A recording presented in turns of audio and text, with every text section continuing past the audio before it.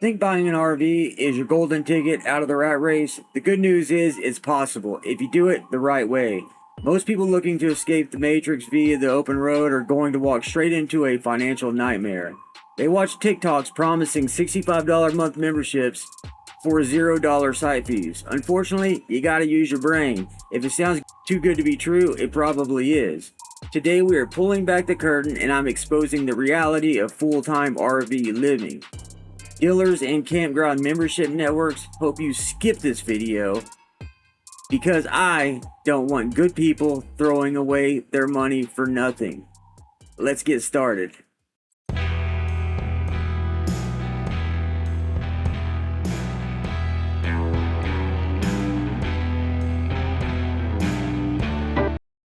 That's beautiful.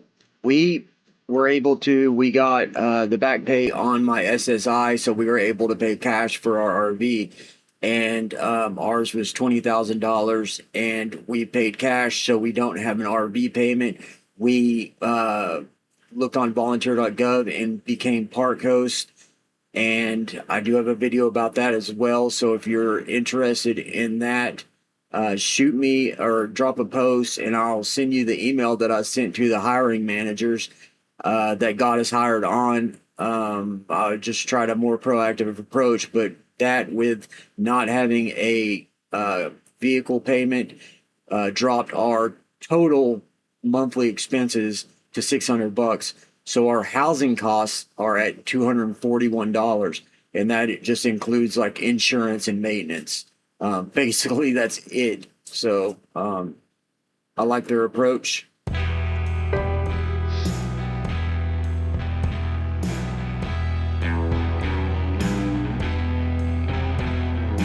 We that also valuated our RV, and our RV values at 35 to 40,000 right now used, and we picked it up at 20,000. So I mean, we probably could sell ours for at least what we bought it for. Number two, save on campgrounds, because campgrounds can be like $1,000 or more per month, which is just equivalent to a mortgage. We use our Thousand Trails membership. We pay $300. Thousand Trails membership is a tier level. So if you pay $300 a month, you get a certain tier. If you pay like 1,000 or two more, you get like the top tier.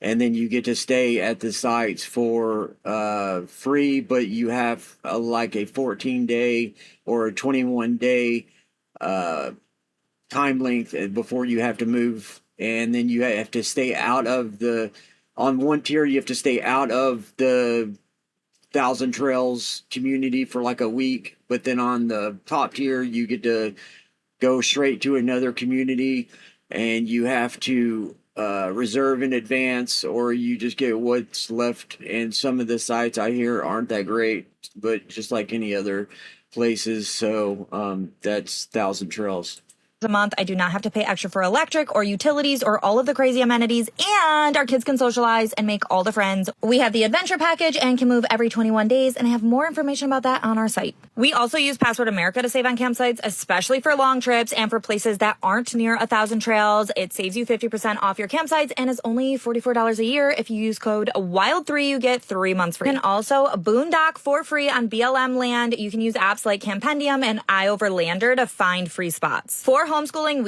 that's definitely something I touch on in my how to live for free budgeting videos on my channel. We used to use free curriculums, so it didn't cost us anything, like Easy Peasy curriculum and other different free curriculums online. And the last one, but certainly not least, is be extremely handy. My husband is so handy. He used to be a contractor, and anytime we needed maintenance done on the RV or the truck, he would just watch videos and teach himself, which was amazing. Let me know if you have found any. Yeah, you got to be handy for sure. Like I said, I've only spent $400 in the past year on maintenance total. Because I do everything myself. So that's definitely good advice.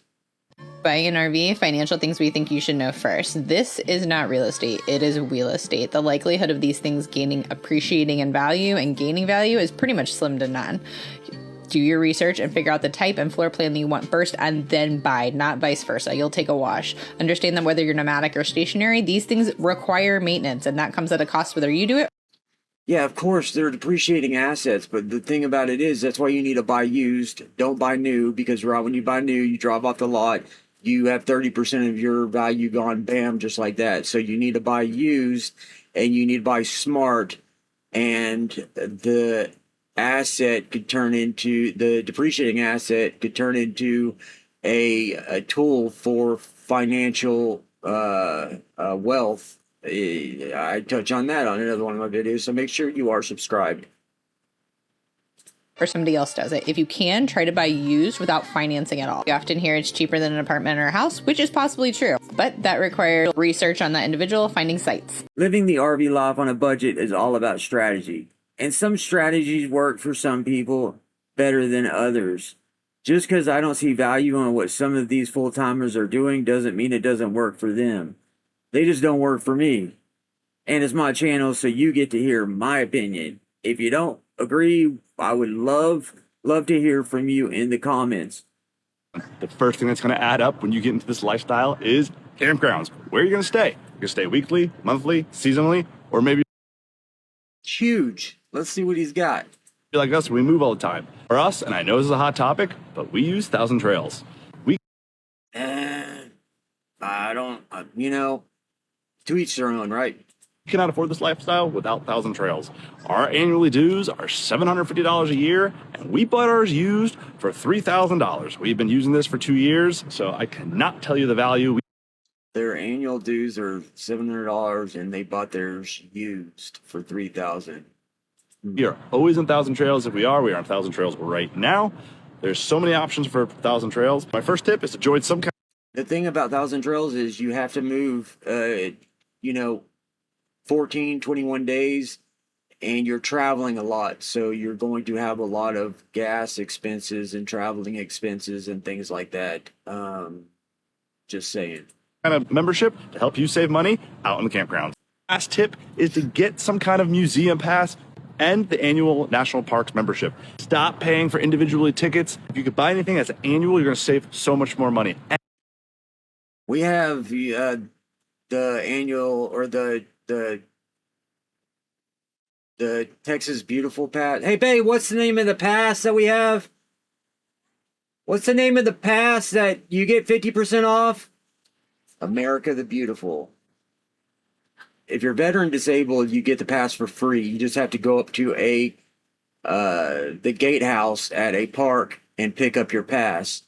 Once you have the pass, then you go to Recreation.gov and you sign up or you register for your park sites. And you need sometimes do it in advance. We didn't do it in that much advance. We would do it sometimes on the day of, and we'd still get the sites that were great on the water and stuff like that. The thing about the Recreation.gov sites is you can stay 14 days at one site, and then you have to move to the next site, and then so you can rotate. What we did is rotated 3 different sites that were in the same area, and it limited our gas and stuff like that. And a lot of people don't know, most of the national museums, if you buy their annual pass, they're reciprocal to all the museums across the country. And if you're planning to go to any of the national parks, the annual pass for the national parks is such a great deal. We also use things like Facebook groups and Google to find free things around us, no matter where we go. Those are my 3 tips to help you save money out on the road. Let me know down in the comments, do you think it's more money or less money to live full-time in the RV? This is Wild WNERRV. Wild Wander. Oh, wow. Wild Wander RV on TikTok if y'all want to follow them.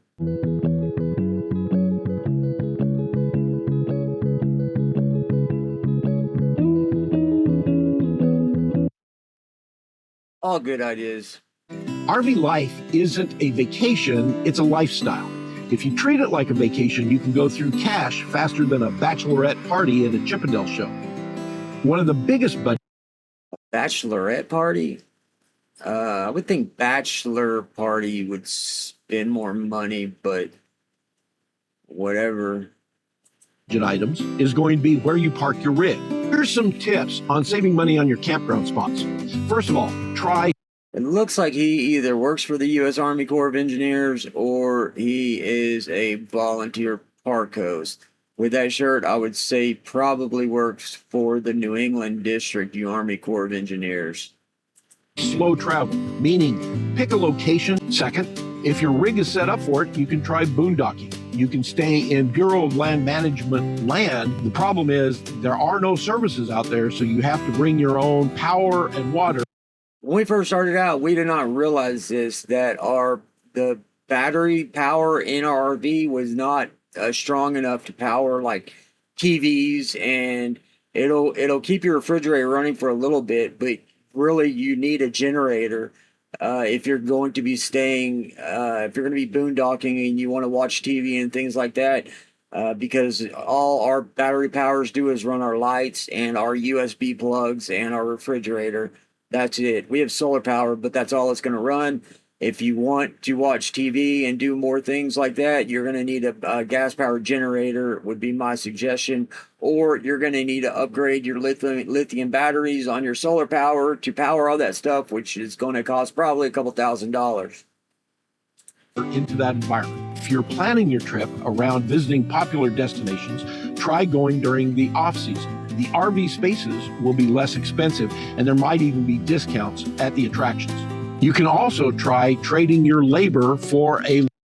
Recreation.gov, the sites are the same all year round. You just might not be able to get certain, you just might need to schedule more ahead to get certain sites because they'll sell out, especially in the busy seasons like fall and winter. By trading your labor for a less expensive or free pad. This is called work camping, and in a lot of cases, if you're willing to help out the campground, they will give you a space to stay for free. It usually varies between 3 days working, 4 days off, or 4 days working and 3 days off, and in some cases, they'll even pay you for the help. Finally, there's a ton of discounts. There's a difference between work camping and volunteering or park hosts. Park hosts are basically, I mean, they're volunteers. They don't get a paycheck. You work 4 days on, 4 days off, and you do 5 hours a day. We open the gates in the morning, close them at night, and we patrol the parks during the day to make sure it's safe. Other people do maintenance on campgrounds, mow, weed eat, repair things in the park. Other people can work inside the gatehouse, checking people in and doing the secretarial work paper type duties. So there's a lot of different things you can do, but that's Volunteer.gov to find out if anything's available. I believe if you truly want to create wealth or find freedom, you have to get rid of the number one expense everyone has, and that's your housing cost. So if you can get rid of the $2,000 or $3,000 fixed expense that you pay at the beginning of each month, you're set. That's why I'm a huge fan of volunteering. It's the number one hack I've ever seen. Now, this next family has a slightly different way of looking at it. Let's check it out. Sure, it's not surprising to hear, but our biggest expense is gas. We budget $900 a month for gas. Sometimes we spend more than that. For instance, in August, we spent $1,700. If you got the money to travel a lot, more power to you. On gas. But we often spend less than that if we're not driving as much. For food, we budget $400 for groceries and $400 for eating out at restaurants. In a more city-based environment, we usually spend more on. You can save a lot of money if you just buy the food at the store and come home and cook it underneath the stars out by the campfire. And to me, that is just taking one expense and beautifying it, making it more beautiful by doing something else with it. I mean, you can take the same money you would spend on a $100 restaurant outing, and you can probably get 4 or 5 meals out of that. I mean, that's what we do. restaurants and less on groceries, but if we're in a more rural area and doing more hiking, we tend to buy more groceries and eat out less. RV is fully self-contained, which means we have a solar system that can supply most of our power needs. However, we do still have to get water and dump our tanks, and we usually try to do that at campgrounds. So we budget $500. This is absolutely not necessary if you have solar power and don't need hookups. This is an easy place to save money. Lots of people shower at gyms and just pay to dump fill at parks. We just find it nice to take a day or two to do laundry, shower, etc. It's worth the money for us. Yeah, I get it. We have free full hookup sites being Park Host, so we don't have to pay money for that. And we have free sewage and stuff like that. So our lives are two contrasting opposites, basically, from what they're talking about. A month for campgrounds or RV parks. We often don't use all of that budget, but especially in the summer months where we need AC running really frequently, we find it's really helpful to have that much in the budget. It's also sometimes hard to find free camping really close to the activities that we want to do, so in those situations, we'll sometimes get a campground just to give us more proximity to the activities we want to do. $50 a month on utilities, which to us is basically just propane. We budget $200 a month for entertainment and activities. Most of the stuff we do is completely free, but sometimes we like to rent a kayak or a paddleboard or go to a museum, so it's nice to have this budget item in there. We have a miscellaneous budget of $200. We budget $150 a month for dog-related items, including food, vet care, etc. We do have some other budget categories that are on an annual basis rather than month to month. For instance, insurance on the RV, which we pay $960 a year for, or maintenance, which we budget $6,000 a year for. And then, of course, some other items like healthcare and travel. $6,000 a year for maintenance is high. We don't travel a lot, so our maintenance is extremely low. Probably haven't spent more than $400 in a year. We've only been doing this for a year and a half, so maybe we're the lucky ones. We live full-time in a fifth wheel trailer and travel across the country for my husband's work, and he gets paid on a bi-weekly basis, so that's how I do our budgeting. So this is work camping. So he works for a company and he's able to work from home, and they take that and they're able to benefit from it by traveling around the country and seeing stuff. I mean, that's the dream, right? It's bi-weekly. This check is around $3,000. It's usually a lot more around this time, but my husband and I just got back from a trip to Kansas City to visit family, and so we took some time off work, and he also forgot to put in for his per diem, so that will be on his next check. So our first expense is going to be rent, which usually is around $750. This includes sewage, water, and electricity as well. So theirs is going to be higher than ours because they travel a lot, and so you gotta, I mean, the rent $750.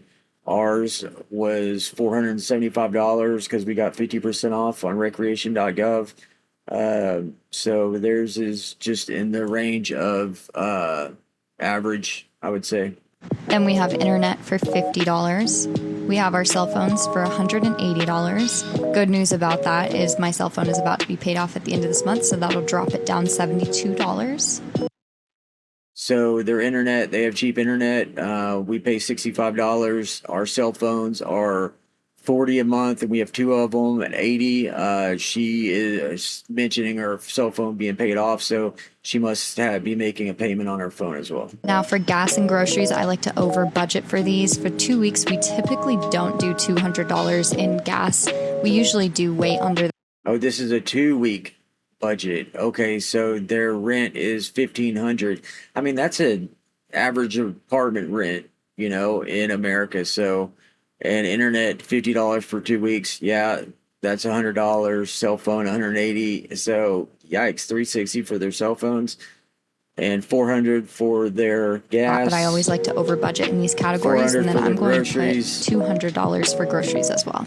Next, I'm just going to put $1,000 into our emergency savings. We had to use it last month, and we are trying to get it back up to $20,000 again. And we're going to put $1,340 on our credit card to pay it off for this week. I also like to leave a little wiggle room in the checking, so we're going to leave $500 in there just in case unexpected bills come out. I'm also going to put $200 away for fun for the next 2 weeks, which leaves us with a grand total of $180 left over. I like to do a zero-based budget, meaning every dollar gets used. So we're going to put They're not on a strict budget, which a lot of people out there are not going to be. This will be similar to a lot of y'all's budgets, and you're able to work with a little bit more. So no shame. This is great. So you get to see the whole $100 away into a sinking fund for Christmas. We have a big trip planned at What a the end planner. of the year, and then I'm going to take the Even a remaining Christmas $80 and budget. put it into a fishing sinking bless fund her. for new fishing gear that I've been wanting. And that's basically it for our budget for the next 2 weeks. We also have a lot of debt that we recently just got into with the trailer and the truck, but I'll talk about that at a different time. We do have a debt payoff plan that we will be starting in August. I'm super excited to do that. That's great. Another option would be try not to go into debt in the first place. But for now, this is pretty much what we're rolling with. Here's the bottom line. RV life is not an automatic money saver. It is an empty canvas. If you paint it with brand new rigs, financing charges, high-speed travel, and expensive resort fees, you're going to go broke. But if you follow this ex-banker's advice, buy used, pay cash, leverage boondocking, work camping, volunteering, utilize state parks, BLM, and national forests, learn to turn a wrench yourself, and slow down your travel, you can live an incredible life for pennies on the dollar. Smarter decisions can make freedom for you a reality. If you're ready to take the plunge into full-time RV living, make sure you are subscribed to Matt and Me and Go RVing right now. And show that like button some love. That like button definitely needs some love. And if you're trying to make a decision and want to see the differences between RV life and what you're paying in rent right now, I break down 3 different monetary levels of the RV lifestyle to traditional housing costs or rent payments. So check that video out right here. I'm Madden King. I'll see you on the road. Madden out. Peace.